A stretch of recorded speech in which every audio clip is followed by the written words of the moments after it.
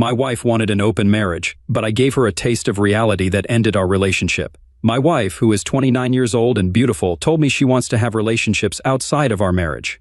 She was very clear about it, and it was easy for me to understand. To start things off, I had planned a fancy dinner at one of our favorite restaurants. I made sure everything was perfect, with nice white tablecloths and a great selection of wine. I even bought her a diamond necklace she had been hinting at, spending almost $1,000 on it. But I didn't know I would soon need to make that money back. During dinner, I could tell she was feeling uneasy. Our usual relaxed conversations had a bit of tension. She seemed distracted, looking around the room like she was searching for something or someone. Normally, when she looked at me, her gaze was steady, but now it wandered without focus. Finally, after we finished the main course and had more wine, she brought up what was on her mind. "Honey, there's something I've been thinking about for a while now, and I think it's time to talk about it." I stopped, carefully putting my wine glass down. What could she be talking about? Her tone had changed, becoming serious, like she does when something important is on her mind. I started thinking about what she might say. Was she going to tell me she was ready to have a baby? We had talked about it before, agreeing to wait until we were more settled in our careers and finances. Well, we had achieved those goals, and I was excited about the idea of starting a family. But her avoiding eye contact suggested it was something else. Normally, when you talk about starting a family, you're all smiles and can't look away from each other, but that night, something was off. "Honey, we need to talk," Andrea began, a serious look on her face that told me this wasn't just any conversation. "I've been thinking a lot, and this is really important to me," she continued, her voice trembling a bit.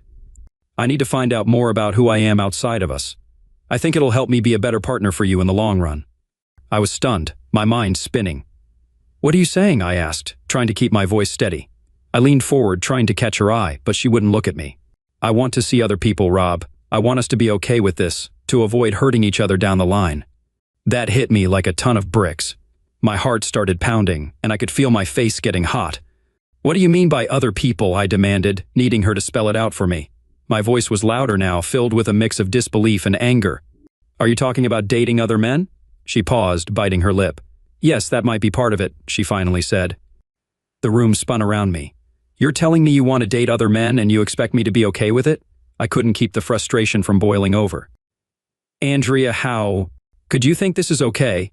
She reached across the table, trying to grab my hand, but I pulled away. "I love you, Rob, that hasn't changed. I just need to explore this part of me. It's something I have to do." Her words felt like a betrayal, and no matter how calmly she tried to explain, I couldn't wrap my head around it. As we sat there, the noise of the restaurant faded into the background. I realized our lives might never be the same again. "What on earth are you talking about, Andrea?" I couldn't keep the shock out of my voice. "You want to have an affair and you expect me to just nod and agree while you go off with other men? Jesus Christ." My words were louder than I intended, and I could feel the stares of other diners burning into us. "Keep your voice down, honey," Andrea hissed. "We don't need the whole place listening in." It hit me then she'd picked this crowded restaurant on purpose, figuring I wouldn't make a scene in public. She had set me up, and I was completely caught off guard. My stomach turned, and I felt sick, like I might throw up everything we'd just eaten. The only thing I could think to ask was, "Why, Andrea? Why other men?" I pressed on, needing answers. "What does explore yourself even mean? Are you saying you want to sleep with other men? Are you leaving me?" She looked at me, her eyes soft but firm. "No, Rob, I'm not leaving you. There are a lot of reasons why I feel I need to do this. Please believe me when I say I love you deeply. You're my soulmate. I see a future with us growing old and starting a family. But right now there are things I'm missing, things I need to find out about myself. I'm asking you, just for a few months, to let me explore this. After that, I'll be all yours again. I promise." Her words were supposed to be reassuring, but they hung in the air between us, heavy and uncertain. Could I really accept this? Could our marriage survive it? The thought tormented me as I sat there, trying to digest what she was asking of me. This had to be the worst thing I could imagine. During our 5th anniversary dinner, my wife blindsided me by saying she wanted to start seeing other men. She expected me to just accept this, nodding as if nothing was wrong, and promised that afterward everything would go back to normal like nothing had happened. She even claimed it would make her a better wife. I was speechless, my mind a complete blank, and I couldn't even breathe right, feeling like I was in some sort of dream. I stood up, placed my napkin neatly on the table, and finished my wine in one gulp. Without a word, I put the glass down, turned around, and walked out. "Honey, where are you going?" she called after me. I don't know, I answered without turning back, but you should probably take a cab home.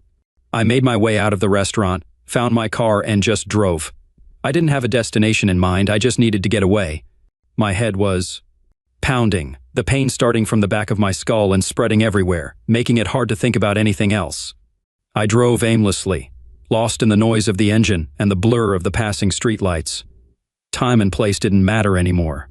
The next morning I woke up in my car, my head pounding and my surroundings unfamiliar. I got out, stretched, and looked around, trying to convince myself that last night was just a bad dream.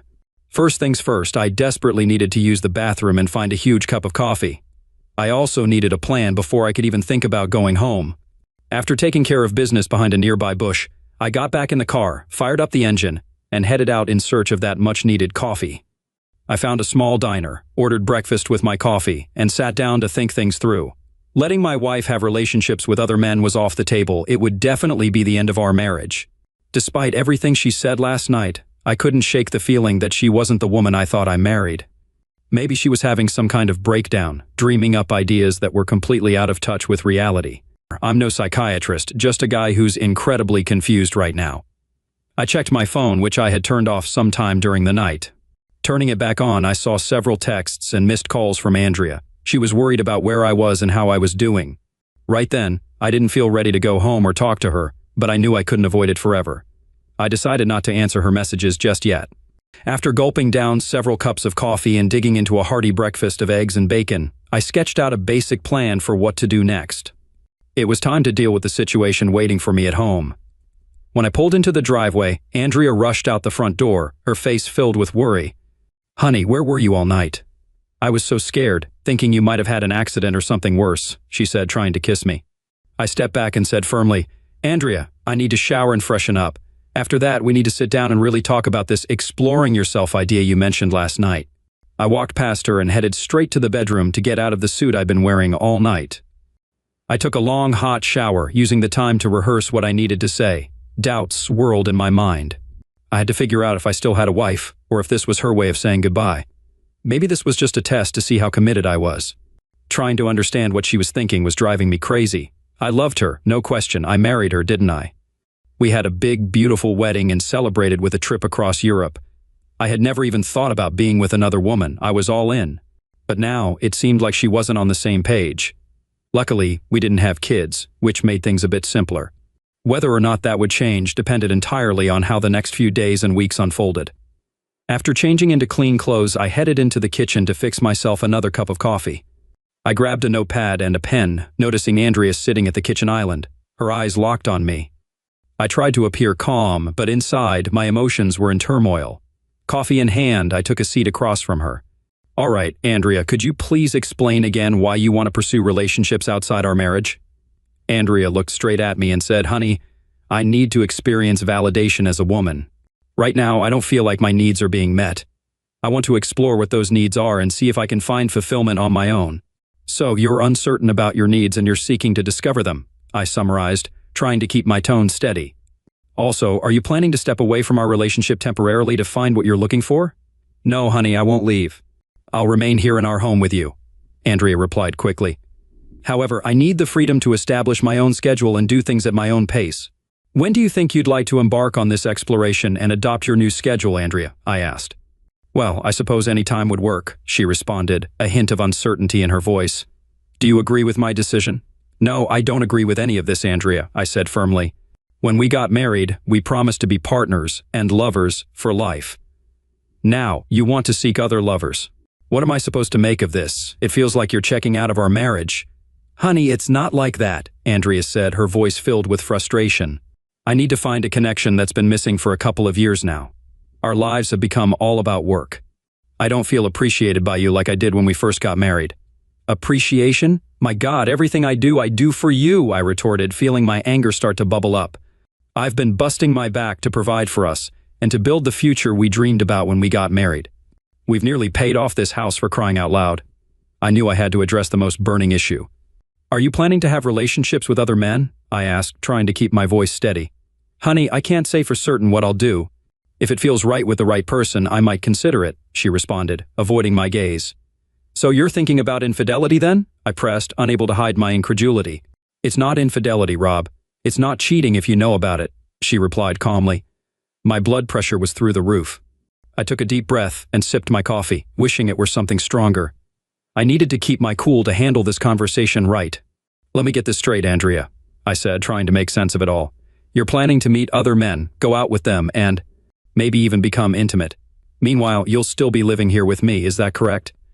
Honey, it's not that straightforward. I'm not sure yet, Andrea replied, her voice uncertain. It sounds pretty straightforward to me, I countered. What about us? Are we just supposed to put our marriage on hold? Do you expect us to still be intimate while you're exploring this? Of course, Rob. We're a family, you and me. I love you deeply, and I want us to stay a family. This is just something I need to do for myself, she said, her eyes pleading for understanding. And how often do you plan on doing this, Andrea? Every weekend? Several times a week? Every night? Just how far are you planning to take this exploration? I haven't decided yet, she responded, sounding frustrated. Why are you so focused on the details? Well, I need to know what my life is going to look like while you're out meeting, dating, and being with your new partners, I said bitterly.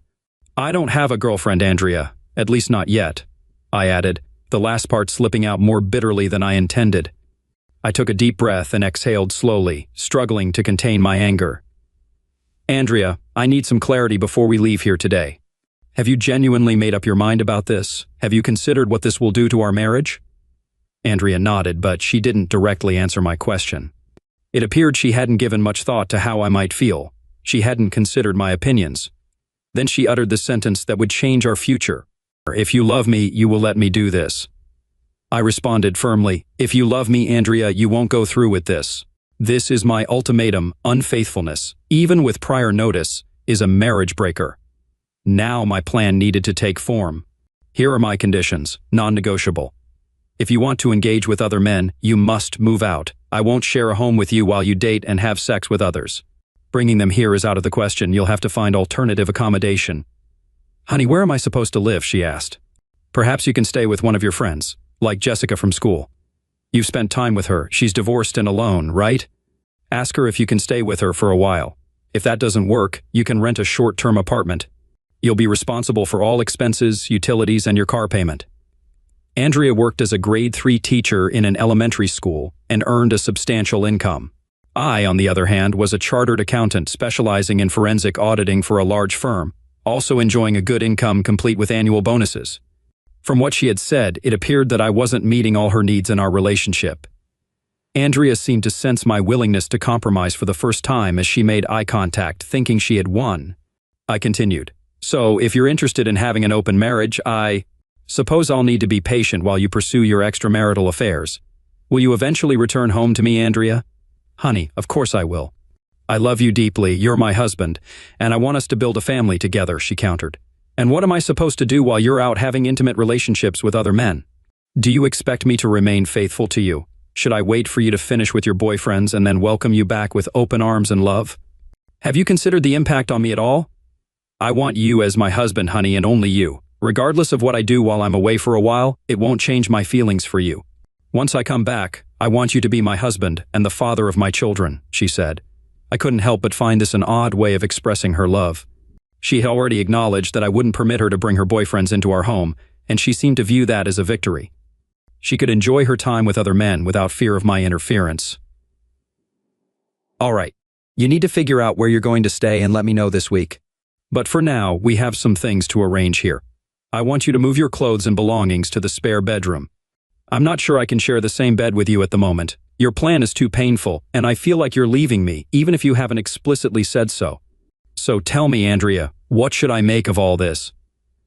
Andrea remained silent, possibly starting to realize that I wouldn't simply accept this without question. She might have been taken aback by my request to have her leave our bed, but what did she honestly expect? Did she think I was a complete pushover, ready to passively allow her to run off and have affairs, then return home to play the role of a happily married couple, eventually having children and carrying on with life as if nothing had happened? Not a chance. Andrea happened to be friends with another teacher, Jessica, and I suspected that some of these misguided ideas might be coming from her. Jessica, a divorced grade 4 teacher at the same school as my wife, was caught cheating on her husband with multiple partners, leading to her being kicked out 2 years ago. At 35 years old, Jessica was an attractive woman with an appealing physique.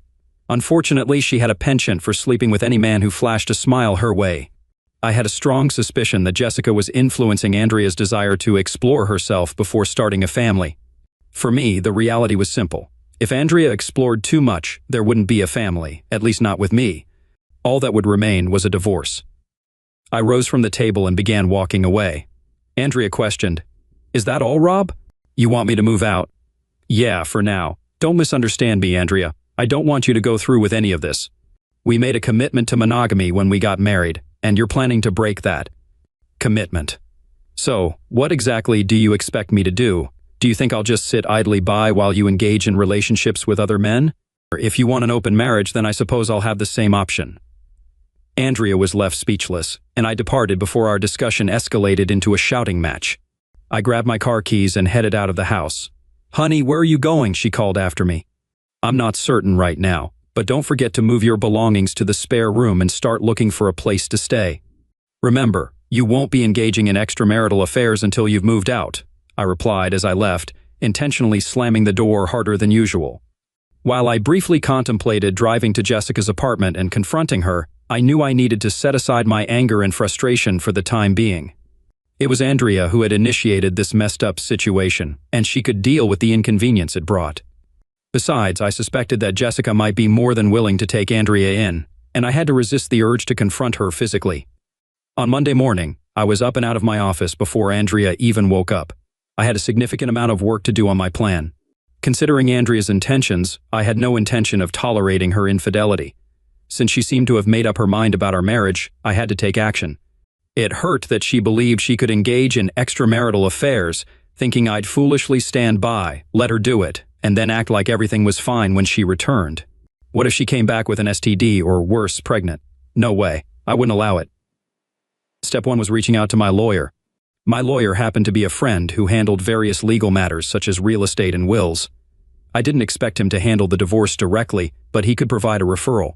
He did just that, recommending a competent divorce attorney from his firm. I had a meeting scheduled with her that same afternoon. It was a tough conversation, but my new lawyer was an experienced litigator and well-versed in our state's laws. I didn't want this divorce to become acrimonious. In fact, I was content with a fair 50-50 split of our assets. Neither of us had much when we married, and we both worked hard to build a comfortable life together until now. So I was willing to divide things evenly. I wasn't completely heartless, and battling over assets would only prolong the divorce process. The assets weren't worth holding on to if it meant dealing with a cheating wife. The necessary paperwork would be prepared and held until I had evidence of my wife's infidelity. Until then, this was just an initial move on my part. The week seemed to drag on. I made an effort to spend as little time at home as possible, going out every evening, mostly to the gym, to relieve stress. I noticed that Andrea was spending a lot of time with Jessica. On Thursday, she informed me that she'd be staying with Jessica for a couple of weeks until she found a more suitable place. I knew it would be a convenient setup for her to be with her boyfriends without any interruptions from me. It seemed like Jessica might be entertaining her own boyfriend simultaneously, turning it into quite a mess. This situation was just incredibly messed up. On Saturday, just 1 week after celebrating our 5th wedding anniversary, my wife made her decision to engage in extramarital affairs evident by packing her belongings into her car and preparing to leave. However, she hesitated just before her departure. "Honey, I don't want to leave. Are you absolutely sure we can't find a way to work things out so I can stay?" she pleaded. "I love you deeply, and I genuinely want to improve our marriage." I couldn't help but feel exasperated as I responded, "Andrea, if you truly loved me and wanted our marriage to improve, you wouldn't go through with this. I do want you to stay here at home with me, but I cannot condone you being intimate with other men while still being my wife. I love you, but I won't tolerate that. If you won't consider going to marriage counseling to address our issues, I'm not sure what else I can say. So please, go." While she loaded her belongings into her car, I went to the hardware store in my own car to purchase new locks for the house. I replaced 3 locks and changed the security code for the garage door opener.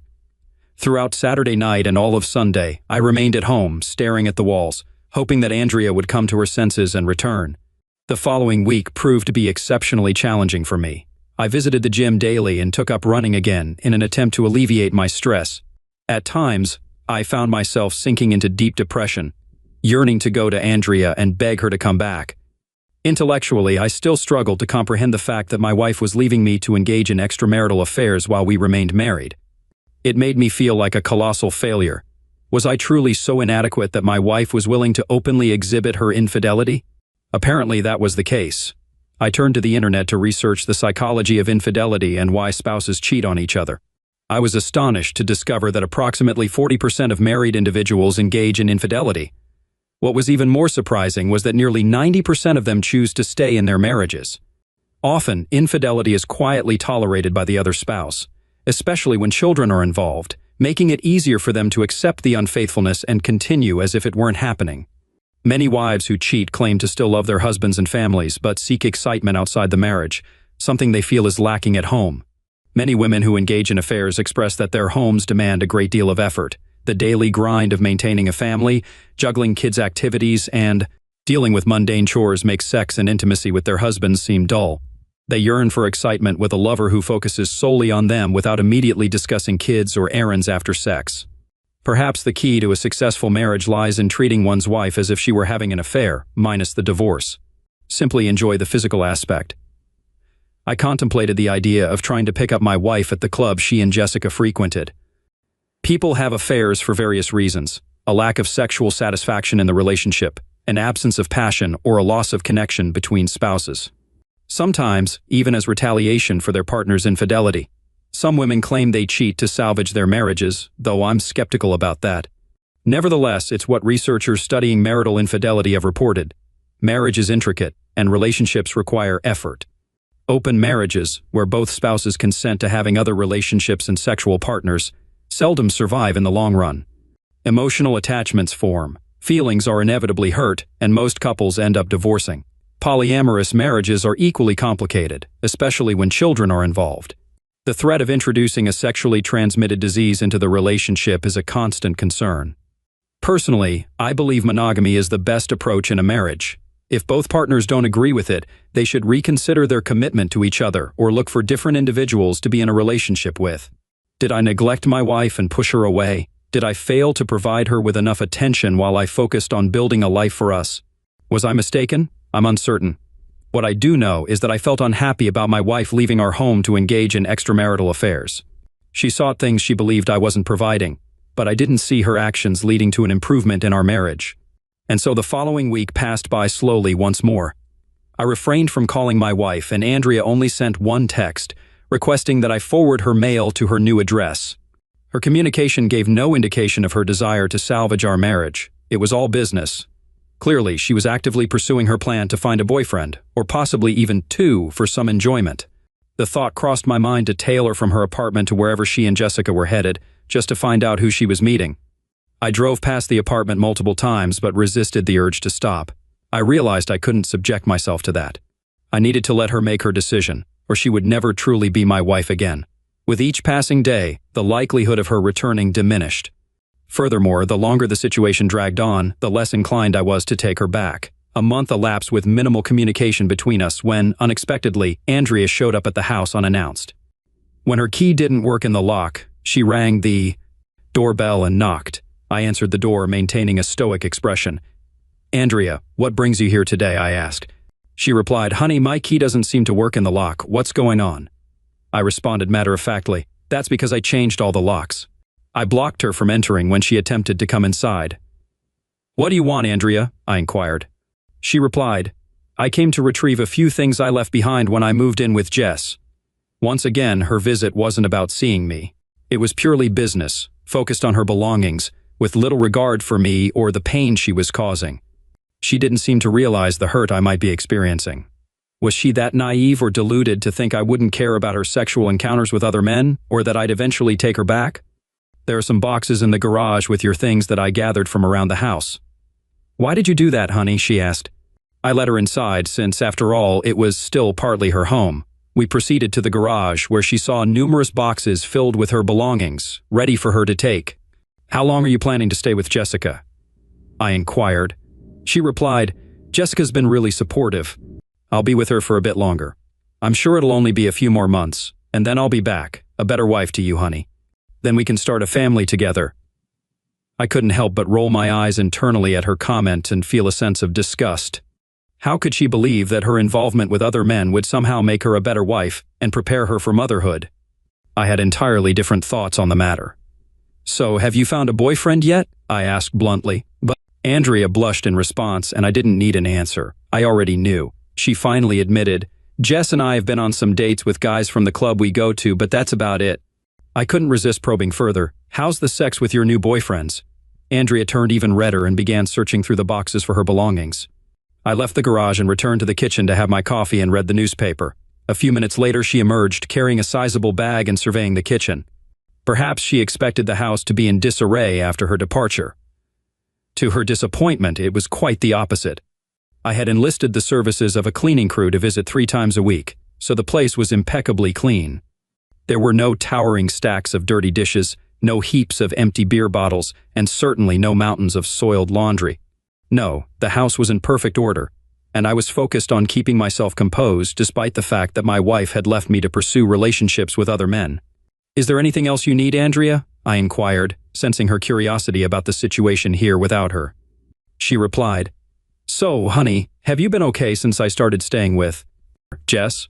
"I'm fine," I responded. "I've been quite busy with work and I'm frequently on the road." Concerned, she probed further, "Honey, have you been getting out at all? Or have you been staying home alone?" And there it was, the pivotal question I had anticipated. It was time to introduce a small twist into the conversation and observe her reaction. "I've been trying to keep myself occupied," I explained. "I joined a cycling group that meets twice a week for organized rides. We start from a designated point and ride together for 40 to 60 miles. It's been quite enjoyable, and I've met many new people. They're a fantastic bunch. Typically, we head somewhere for a beer and a burger afterward, as all that riding really works up an appetite. I made a conscious effort to maintain my distance from excessive alcohol, as it wouldn't serve my well-being in any way. My weight had dropped by 15 lbs in recent weeks, partly due to exercise and partly due to the stress that her actions had inflicted upon me. Regular physical activity was perhaps the only thing preventing a complete mental breakdown." She responded with a tone that hinted at more interest in my activities than her initial question implied. What I gathered was that she wanted to know if I had started meeting other women. As Andrea drove away from the house, she might have begun to realize that her plan wasn't unfolding as smoothly as she had anticipated. It was possible that her loyal husband could meet someone else and decide he no longer needed to remain married to her.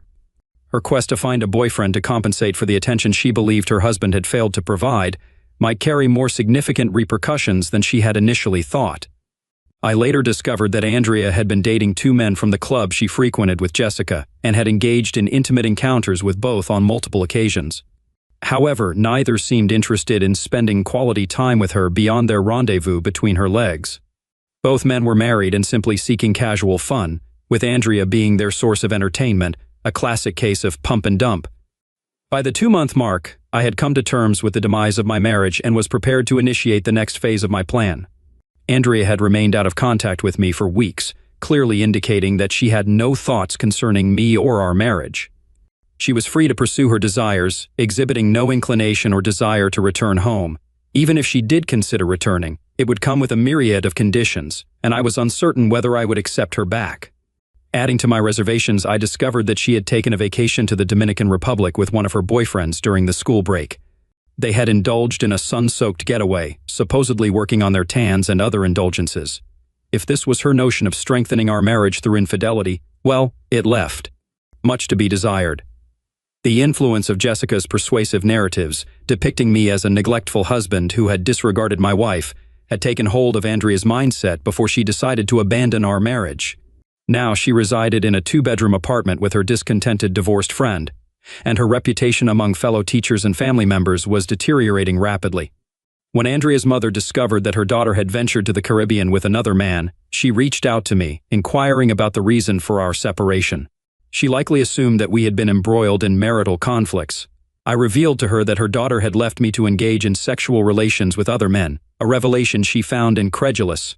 I urged her to speak directly with Andrea to ascertain the truth. Andrea's mother engaged her in conversation, asking, "Andrea, why did you leave your home? What's happening between you and Robert? Is he mistreating you?" To this, Andrea replied, "No, Mom, he isn't mistreating me, but he doesn't provide the excitement I currently seek from a man. I don't feel desired or attractive to him. I need that feeling, to feel wanted, so I'm seeking it elsewhere for now." I want to have some fun before Rob and I start a family. I plan to return to him in a few months when he will appreciate me more, and everything will be fine, you'll see." Andrea's mother was taken aback by her response and earnestly cautioned, "Dear, if you engage in extramarital affairs, Robert will not want you as his wife. Cheating on him is the surest way to end your marriage. Do you not comprehend that?" "I know that Rob loves me, Mom," Andrea retorted confidently. "He understands my needs. I'll return home in a few months, perhaps a year at most, and then we'll start a family." "Dear, you must come to your senses and return home now," her mother implored. "Or there won't be a marriage or a husband to return to, and there certainly won't be any children with him. Do you understand me?" "Mom, I am confident that Rob loves me," Andrea insisted, remaining resolute in her beliefs. Even her mother's earnest efforts failed to instill reason in her. Therefore, embracing the "what's good for the goose is good for the gander" mentality, I resolved to explore the possibility of a life without her. It had been approximately 3 months since Andrea's departure, and it was time for me to move forward. Summoning the courage, I asked one of the women I knew from cycling for a date, primarily seeking female companionship and a break from the monotonous routine I had endured since my wife had moved out. My daily routine consisted of work, the gym, cycling, and sleep, and it repeated day after day as I waited for this madness to come to an end. That was my life. A part of me hoped that Andrea would come to her senses and put an end to this absurdity by returning home. However, that seemed unlikely. I had to confront the reality that she probably wouldn't come back, at least not as the wife I had married or the woman I once knew. It appeared she was savoring her newfound freedom and seeking the excitement and validation as a woman that had been missing from our marriage. Echoing the motivation psychologists attribute to married women who cheat on their husbands. So I decided to attempt to arrange a date without coming across as overly desperate or just hitting on someone randomly. That might be too peculiar, I thought. I wanted to become acquainted with the people in my cycling group and have them get to know me before considering inviting one of the women on a date. I wanted it to be a genuine connection, not a pity date. Most of my cycling friends were aware of my separation from my wife, and I suspected that some might even know about Andrea's active dating life. In a city not that large, word tends to get around. When I asked Diane, one of the women in the group, to join me for tea or a drink, I was pleasantly surprised when she accepted. I suggested going out on a casual Saturday night to a nice place and planned for us to go kayaking on a nearby lake before dinner.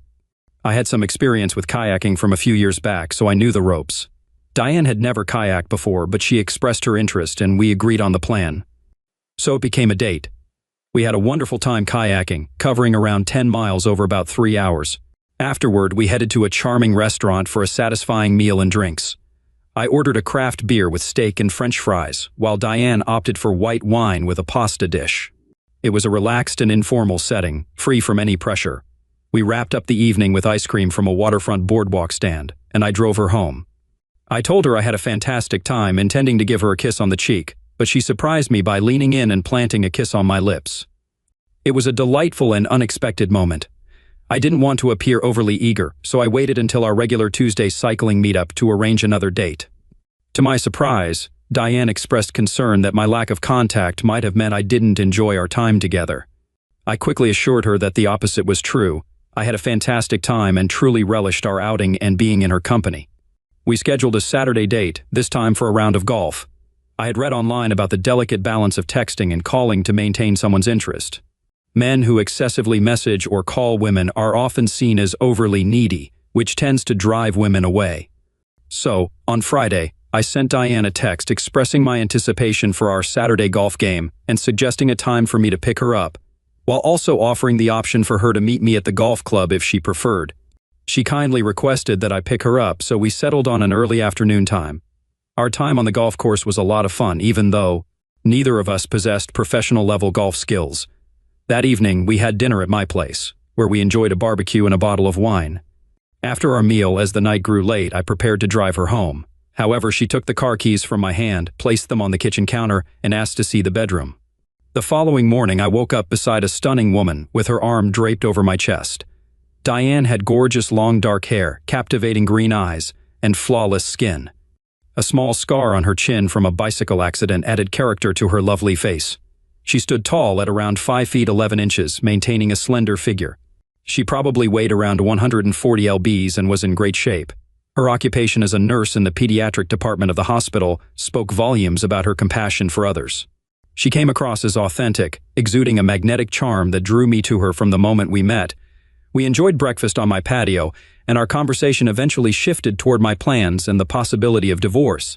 It was a sensitive topic, but I understood her need to know my intentions before investing emotionally in our connection.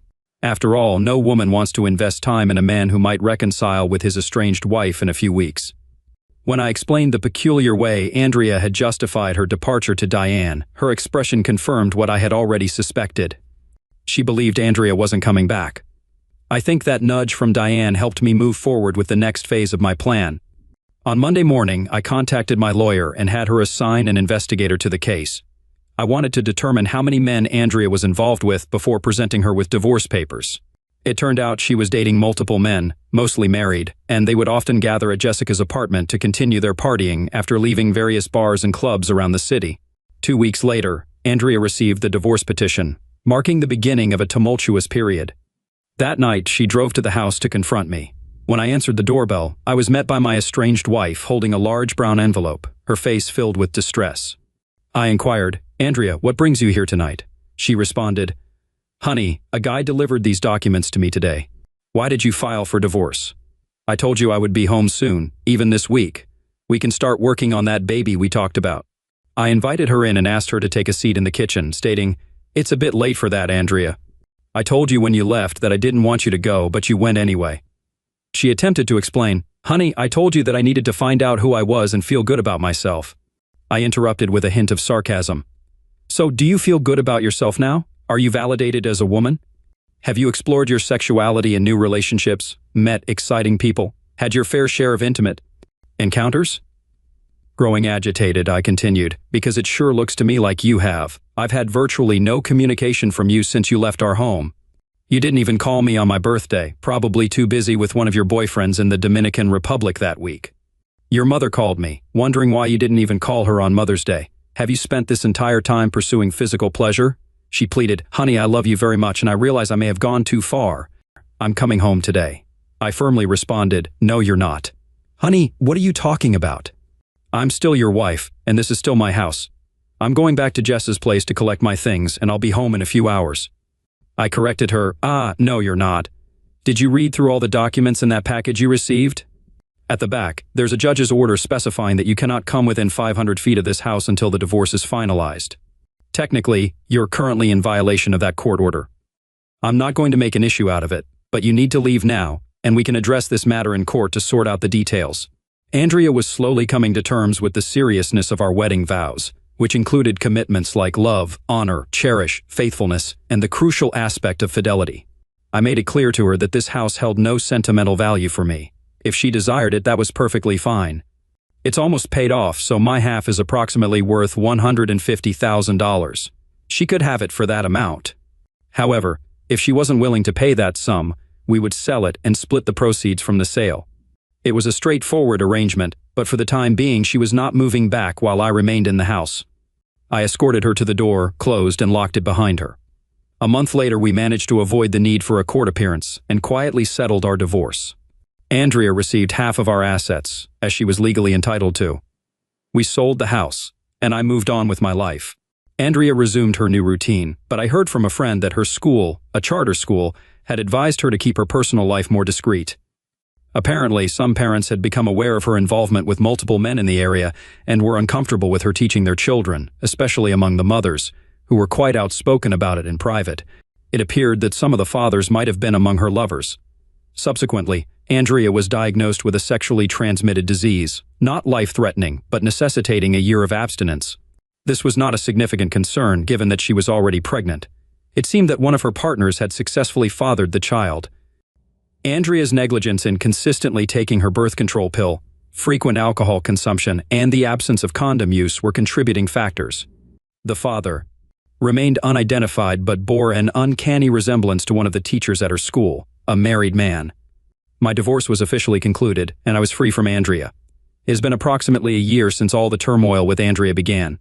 I purchased a new house, received a promotion at work, and most importantly, Diane and I are now living together. We are excited to announce two things. First, we will be getting married this summer, and second, we are expecting to become parents around Christmas.